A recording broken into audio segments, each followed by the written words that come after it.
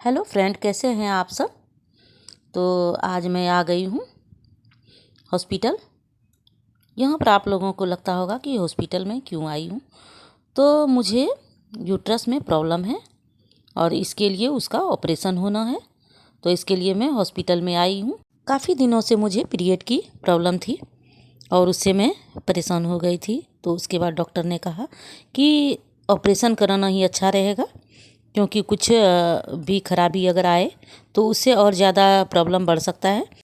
इसलिए मैं डॉक्टर की सलाह पर फिर मैं आ गई हूँ यहाँ ऑपरेशन करवाने के लिए हॉस्पिटल में। और यहाँ जो सबसे शुरुआत का प्रोसेस होता है वो होता है ऑपरेशन फ़ी जो है वो जमा करना रिसेप्शन पे जाके। और वहाँ पर फ़ी हम लोगों ने जमा किया। और उसके पहले फ़ी जमा करने के पहले कल मैं आई थी, जो कि यहाँ पर जो भी हमारा जांच था सारा जांच हुआ।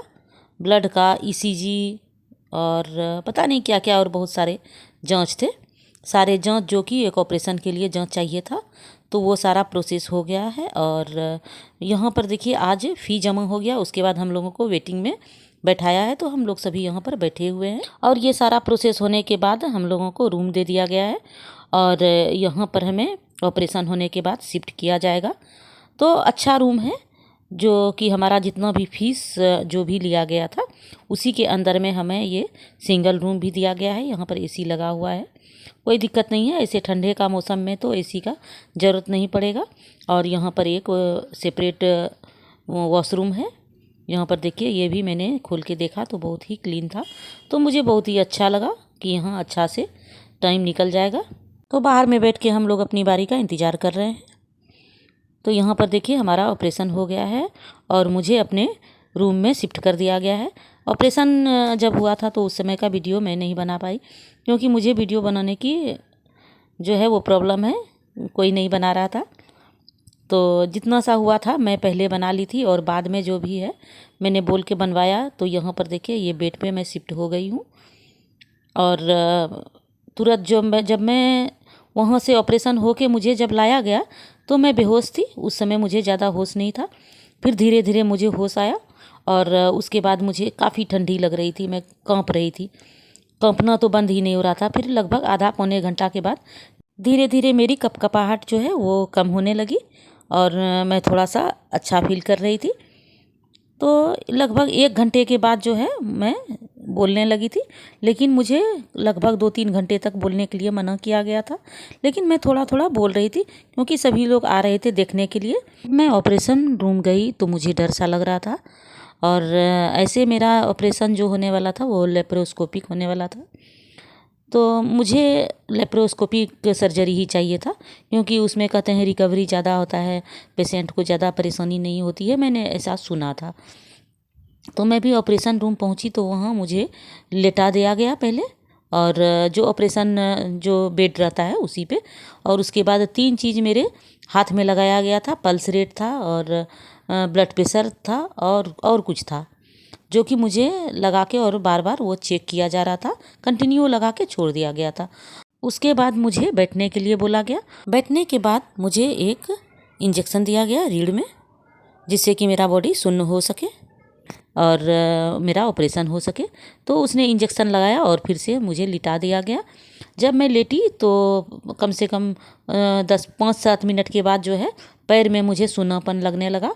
और जो है मेरा पहले ठंडी लग रही थी, क्योंकि दिसंबर का महीना था तो ठंडा तो लग ही रहा था। तो गर्माहट जैसा मेरा पैर में लगने लगा। तो मुझे लगा कि कुछ कुछ हो रहा है।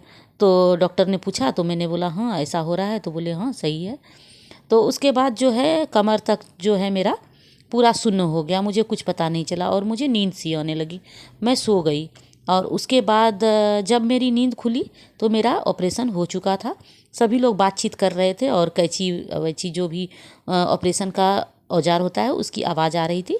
तो मैंने पूछा कि मेरा ऑपरेशन हो गया। मैं अच्छे से बोल नहीं पा रही थी, थोड़ा लड़खड़ा रही थी आवाज़ मेरा।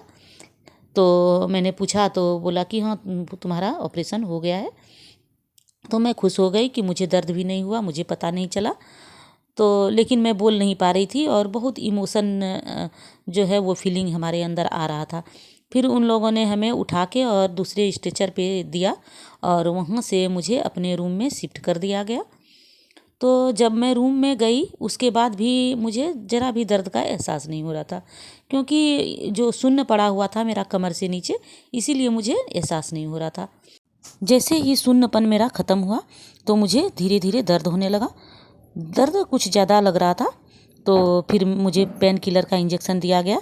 उसके बाद दर्द बंद हो गया। ये पहले दिन की बात है जिस दिन मेरा ऑपरेशन हुआ था। उसके बाद जो है इंजेक्शन देने के बाद जो है मेरा दर्द ख़त्म हो गया। उसके बाद हल्का हल्का सा दर्द होता था जो कि आराम से सहन कर सकते हैं। तो उसके बाद मुझे फिर दर्द नहीं हुआ और मुझे बोला गया था कि एक दिन तक कुछ न खाए। तो दूसरे दिन जब गैस पास हो गया उसके बाद हल्का सा खाना, खिचड़ी खाने के लिए बोला गया था।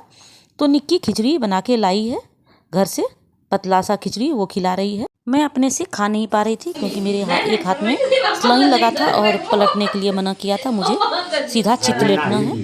तो निक्की ही मुझे खिला रही है। धन्यवाद देती हूँ मैं अपनी बहन को जो कि मेरा शुरू से इतना सेवा की। आज शाम में मुझे छोड़ दिया जाएगा। ऑपरेशन के बाद बायोप्सी का एक जांच होता है जो कि उससे निकला हुआ जो मांस का टुकड़ा होता है उसको चेक के लिए, जांच के लिए दिया जाता है, जो कि और इसके आगे कुछ मतलब ऐसा हो या ना हो उसकी जांच के लिए दिया जाता है। तो मेरा भी 2 तरह का जांच था जो कि निकाल के रखा गया है और बायोप्सी वाला आएगा और उसे लेके जाएगा, जिसका रिपोर्ट बाद में आएगा तो देख लिया जाएगा कि हाँ कैसे कैसे क्या है। तो यहाँ पर भाभी लोग सब मिलने के लिए आई हैं। ये हंसी मजाक अच्छा लगे छे, पेशेंटो खुश हो जाए छे। अभी हमरा से बहुत बात समझलिए बैठने में कोई दिक्कत नहीं छो। आज तो नहीं है वीडियो बना कहां में इसमें के किंडो सेट करबे चाचा यूट्यूब पर बनते कि यार सब आदमी ये लो ले देखे तब प्रूफ रहना चाहिए नी। खिचड़ी यहाँ पर मैंने आप लोगों से बायोप्सी की बात की थी तो वो लेने के लिए आ गया है।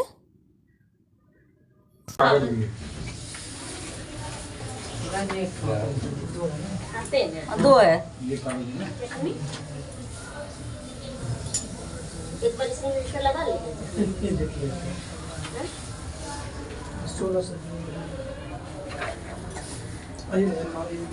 तारीख भाई कहाँ थे आप?